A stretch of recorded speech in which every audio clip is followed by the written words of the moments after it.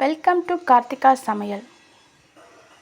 Veg biryani without onion and garlic எப்படி பண்ணலான்னு பார்க்கலாமா? ரொம்பவே ஈஸி, குக்கரில் பண்ணலாம் இன்றைக்கி.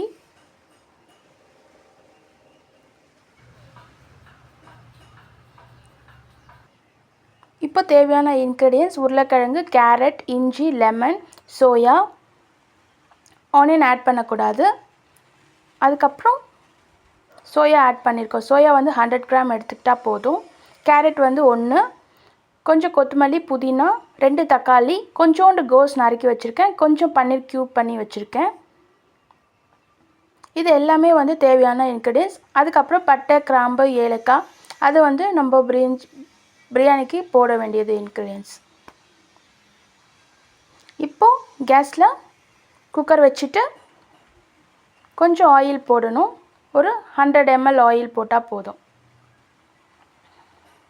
கொஞ்சம் நெய் வேணும்னாலும் ஆட் பண்ணிக்கலாம். 1 ஸ்பூன் ஒரு 2 ஸ்பூன் நெய் ஆட் பண்ணிக்கலாம்.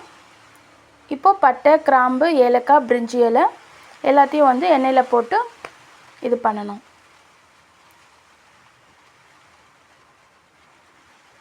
கொஞ்சம் நெய் ஊற்றிருக்கேன் நான்.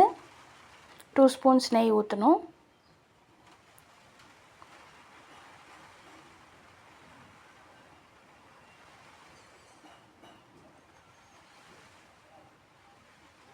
பட்டை, கிராம்பு, ஏலக்காய், பிரிஞ்சி இலை கொஞ்சம் லைட்டாக வந்து ப்ரௌனிஷாக வந்தால் போதும்.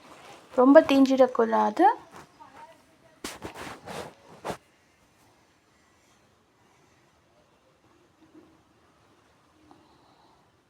இப்போது கோஸ் போடணும்.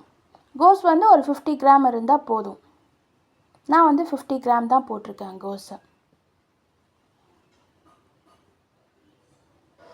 கோஸ் போட்டு வதக்கிட்டு லைட் ப்ரௌனாக வந்தால் போதும். ரொம்ப கலர் வந்து சேஞ்ச் ஆகக்கூடாது. அதே ஒயிட் கலரில் இருந்தாவே போதும். லிட்டில் ப்ரௌன் இருந்தால் போதும். இப்போ பன்னீர் வந்து க்யூப் கட் பண்ணி வச்சுருக்கேன், அதை வந்து ஆட் பண்ணிக்கணும்.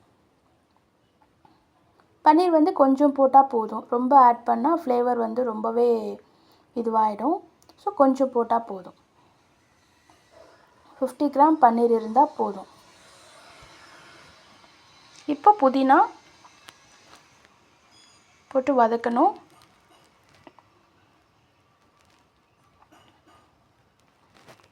புதினா வந்து ஒரு கைப்பிடி அளவு இருந்தால் போதும். அப்புறம் தக்காளி வந்து 2 நம்பர் ஆட் பண்ணணும். தக்காளி அதையும் நல்லா வந்துட்டு வதக்கணும். கிரேவி வந்து தக்காளி வந்து நல்லா ஸ்மாஷ் ஆகணும். இப்போ கொத்தமல்லி போடணும். கொத்தமல்லி வந்து ஒரு கை போட்டால் போதும். இப்போ எல்லாத்தையும் நல்லா வந்துட்டு மிக்ஸ் பண்ணிவிட்டு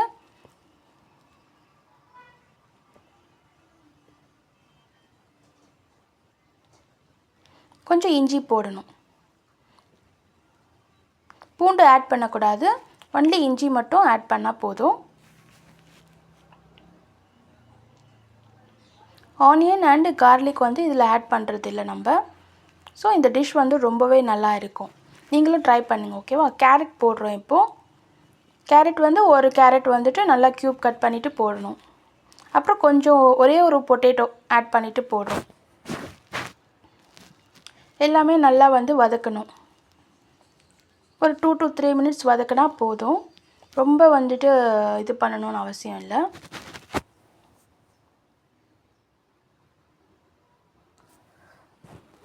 கொஞ்சம் கல்லுப்பு போடுறோம். சால்ட் போட வேணாம். கல்லுப்பு போட்டால் கரெக்டான மெஷர்மெண்ட் இருக்கும். கொஞ்சமாக போட்டால் போதும். உப்பு வந்து தேவைக்கு நீங்கள் பார்த்துட்டு போட்டுக்கோங்க, எவ்வளோ வேணுமோ. சில பேருக்கு உப்பு ஜாஸ்தி பிடிக்கும், கம்மி பிடிக்கும். ஸோ அது உங்களோட தேவைக்கு ஏற்ற மாதிரி போட்டுக்கோங்க.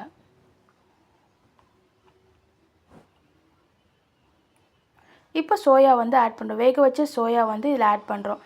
நான் வந்து சோயா வந்து கொஞ்சம் வந்து தண்ணியில் ஊற வச்சுட்டு கொஞ்சம் நேரம் கழித்து கேஸில் வச்சு ஒரு 2 to 3 minutes கொஞ்சம் சால்ட் போட்டு வேக வச்சு அதோட தண்ணியை புழிஞ்சிட்டு இதில் ஆட் பண்ணியிருக்கேன். நீங்களும் அதே மாதிரி சோயா வந்து வேக வச்சுட்டு ஆட் பண்ணுங்கள். ரொம்பவே டேஸ்டியாக இருக்கும். இப்போ இது எல்லாத்தையும் நல்லா மிக்ஸ் பண்ணணும். கொஞ்சம் மஞ்சள்தூள்.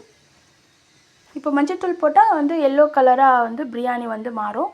இப்போ நம்ம வேணான்னா மஞ்சள்தூள் போட வேண்டாம். உங்களுக்கு ஆரஞ்சு கலர் பிரியாணி கலர் வரணுன்னா நீங்கள் வந்து மஞ்சள்தூள் வந்து போட வேணாம். நான் வந்து கொஞ்சம் ஆட் பண்ணியிருக்கேன் மஞ்சள்தூள். அதுக்கப்புறம் கொஞ்சம் ஒரு ஸ்பூன் வந்து சில்லி பவுடர் போட்டிருக்கேன்.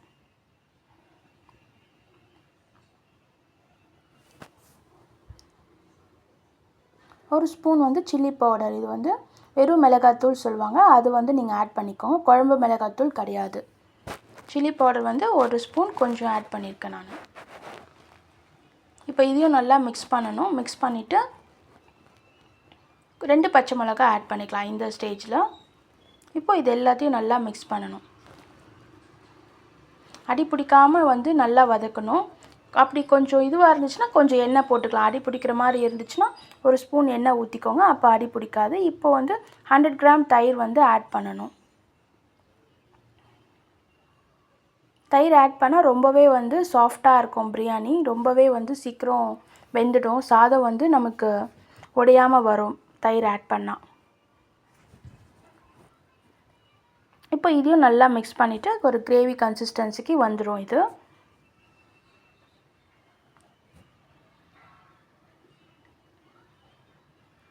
இப்போ நான் வந்து 2.5 கப் தண்ணி ஊற்றுறேன். 1க்கு 1.25 கப் தண்ணி ஊற்றணும். நான் 2 கப் அரிசி போட்டிருக்கேன், ஸோ 2.5 கப் தண்ணி ஊற்றுறேன். ஸோ தண்ணி வந்து பார்த்துக்கோங்க. கொஞ்சம் இந்த ஸ்டேஜில் வந்து லெமன் பிழிஞ்சு விட்டுக்கலாம். ஆஃப் லெமனே போதும், ரொம்ப புளிப்பு ஜாஸ்தி ஆகிடும். ஸோ ஆஃப் லெமன் போதும். இப்போ இதை வந்து நல்லா வந்து இந்த தண்ணி வந்து கொதி வரணும். கொதி வந்ததுக்கப்புறம் தான் அரிசி நம்ம போடுவோம். ஸோ அது வரைக்கும் கொஞ்சம் வெயிட் பண்ணலாம். இப்போ அந்த பபிள்ஸ் எல்லாம் வர ஆரம்பிக்கும். அப்போது அந்த ஸ்டேஜ்லேயே வந்து அந்த கேரட்டு, உருளைக்கிழங்கு எல்லாமே வந்து உங்களுக்கு வெந்துடும். ஸோ அதனால் வந்துட்டு தண்ணி கரெக்டாக ஊற்றினா போதும். 1க்கு 1.25 கப் பாஸ்மதி ரைஸ். இப்போ இந்த ஸ்டேஜில் வந்து நான் வந்து தண்ணி சுத்தமாக வடிச்சிட்டு அரிசியை வந்து அரிசி மட்டும் போடுறேன். போட்டுட்டு நல்லா மிக்ஸ் பண்ணணும். மிக்ஸ் பண்ணிவிட்டு இப்போ இந்த அரிசி வந்து உடையாமல் கிண்டணும். தண்ணி வந்து கொஞ்சம் கொஞ்சமாக வந்து சுண்ட ஆரம்பிக்கும். அப்போ ஃபுல்லாக வந்து அரிசியும் தண்ணியும் லெவல் ஆகும் போது நம்ம வந்து குக்கரை வந்து மூடி போட்டு தம்மில் வச்சிடலாம். இப்போ வந்து அதுக்காக கொஞ்சம் நேரம் வெயிட் பண்ணணும். ஒரு 5 மினிட்ஸ்க்குள்ளே அந்த தண்ணி வந்து வேக ஆரம்பிச்சிடும். அரிசியும் அந்த தண்ணியும் வந்து சுண்ட ஆரம்பிச்சிடும். ரொம்ப நேரம் டைம் எடுக்காது. ஸோ அதுக்குள்ளேயே அது வந்து கரெக்டாக இருக்கும். இப்போ பாருங்கள், எனக்கு லெவல் ஆக ஆரம்பிச்சிடுச்சு. ஸோ இந்த ஸ்டேஜில் வந்துட்டு குக்கரை வந்து மூடி போட்டுட்டு அதுக்கப்புறம் அந்த பக்கம் நீங்கள் வந்து தம்முக்கு வந்து தோசைக்கல்லை வந்து கொஞ்சம் 5 மினிட்ஸ்க்கு முன்னாடியே ப்ரீ ஹீட் பண்ணி வச்சுட்டு இதை வந்து விசில் போட்டுட்டு உடனே அந்த பக்கம் வந்து நம்ம ட்ரான்ஸ்ஃபர் பண்ணிடணும் அந்த கேஸ்க்கு. அதே தோசைக்கல்லை தூக்க முடியாது. ஸோ நீங்கள் குக்கரை வந்து அந்த பக்கம் மாற்றி வச்சிடணும். ஸோ இப்போ நம்ம வந்து தம் போட்டிருக்கோம். 10 மினிட்ஸ் வந்து தம்மில் இருக்கணும்.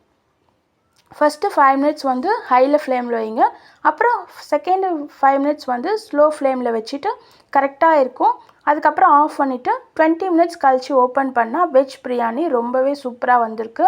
ஸோ நீங்களும் கண்டிப்பாக ட்ரை பண்ணுங்கள், ரொம்பவே நல்லா இருக்குது.